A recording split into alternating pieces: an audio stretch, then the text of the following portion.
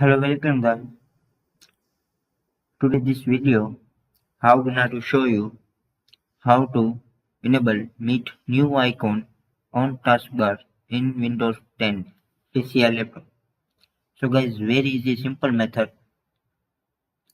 So guys, first click on search for setting and click on setting,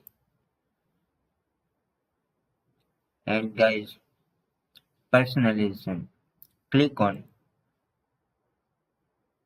this guys taskbar button and click on scroll down, turn system icon on or off. So click on scroll down. So guys, is meet new. So guys, click on enable. So guys, very easy simple method. Please like, share and subscribe. Press the bell icon guys.